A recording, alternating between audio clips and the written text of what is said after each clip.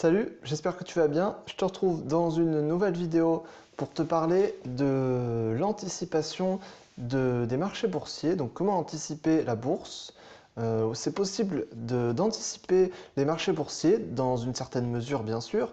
Voilà, je vais t'expliquer ça dans cette vidéo sur comment on peut faire, quelles sont les techniques pour anticiper les marchés boursiers. On va voir ça juste tout de suite. Donc déjà, il faut savoir qu'est-ce qu'on veut anticiper et comment on veut l'anticiper avant de commencer à même tout simplement investir en bourse. Puisque avant d'investir en bourse, il vaut mieux savoir comment va évoluer le marché. Donc il faut bien sûr analyser le marché, il y a plusieurs techniques d'analyse et on va voir ça dans cette vidéo. Mais il faut savoir qu'il y a des techniques d'analyse qui sont différentes sur chacun des marchés et en gros, on peut réussir à analyser chaque type de marché, peu importe comment il est, pour pouvoir l'anticiper, que ce soit à court, moyen ou long terme, suivant comment on veut investir. Donc, comme je disais, il y a en fait, il y a deux types d'analyse principales. Il y a l'analyse fondamentale et l'analyse technique. Donc, ça va être deux types d'analyse qui sont vraiment très différentes et qui sont applicables, je dirais, ensemble, mais on peut les appliquer sur n'importe quel marché. Cependant, l'analyse fondamentale sera un peu plus limitée sur pas mal de marchés quand même. Tout ce qui est en dehors du marché des actions, ce sera quand même pas mal limité au niveau de l'analyse fondamentale.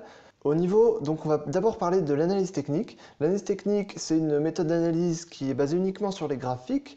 Donc ça va être très bon et ça s'utilise beaucoup d'ailleurs à court et moyen terme sur les marchés boursiers. Donc ce que j'appelle court-moyen terme, ça va être tout ce qui est anticipation, tout ce qui est en dessous de la journée, c'est-à-dire à la minute, à l'heure, à la journée, à la semaine, même au mois, voilà, même à l'année, ça peut être utilisé. Après, je ne conseille pas de l'utiliser majoritairement, ça dépend les marchés bien sûr, mais ça peut s'utiliser vraiment dans beaucoup de situations différentes.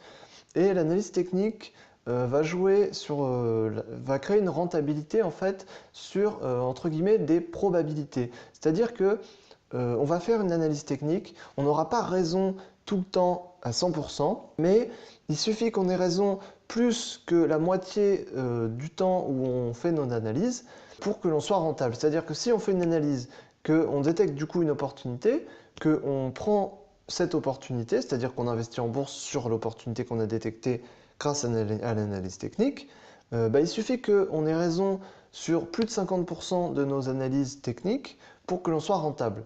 Voilà, donc ça va se jouer vraiment sur les probabilités et on va entre guillemets s'en moquer un peu. Quand on fait de l'analyse technique, on s'en moque un peu du type de marché sur lequel on est. C'est-à-dire qu'on étudie juste un graphique et donc on va uniquement s'intéresser aux graphiques en chandelier japonais. En fait, on s'en moque du type de marché sur lequel on est, on s'en moque du contexte.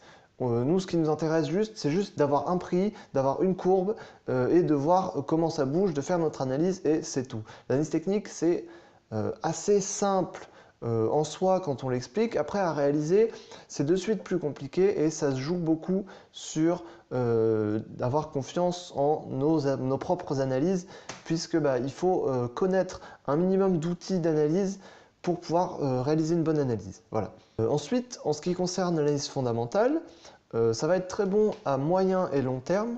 En revanche, à court terme, on ne peut pas trop l'utiliser. C'est-à-dire que c'est difficile d'anticiper à plus de 2 mois, 3 mois, enfin en dessous, je veux dire, pardon. C'est compliqué d'anticiper en dessous de 2 mois ou 3 mois. Voilà.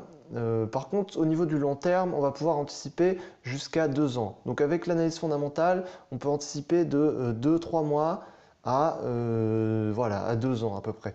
Plus loin, ça va être trop compliqué parce que on n'a pas forcément les chiffres qu'il nous faut, on n'a pas de données pour réaliser nos analyses fondamentales, donc ça va être très compliqué.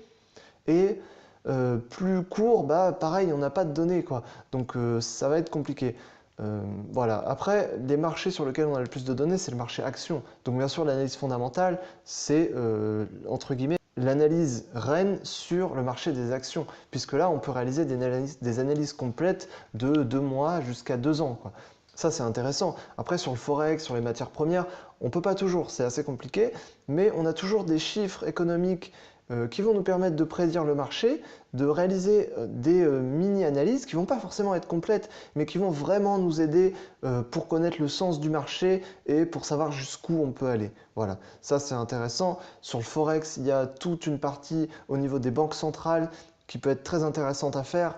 On ne peut pas réaliser une analyse complète, encore une fois, mais on peut vraiment faire quelque chose qui va réellement nous aider dans notre trading, quitte à un peu, entre guillemets, le booster avec l'analyse technique pour pouvoir savoir à quel moment on doit rentrer en position et à quel moment on doit fermer, jusqu'à quel prix on doit aller. Voilà, pour fixer un peu la chose, mais ça va vraiment être intéressant.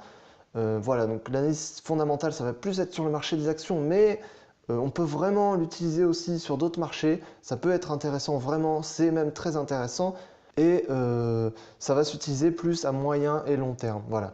Après, l'analyse fondamentale, ça va être quelque chose qui va être en constante évolution. C'est-à-dire que, par exemple, sur le Forex, si on réalise ce qu'on peut appeler une mini-analyse fondamentale, eh ben, ça va être en constante évolution puisque si la Banque centrale publie maintenant quelque chose qui change complètement, qui change complètement sa politique monétaire, et ben ça va peut-être complètement changer l'analyse fondamentale que vous avez faite il y a un mois. Voilà. Et ça c'est pareil sur le marché des actions, hein. Si les résultats d'une société ne sont pas du tout ceux que on a attendus, bah, ça arrive, quoi, c'est comme ça. Du coup, on doit refaire notre analyse à partir des nouvelles choses qu'on a.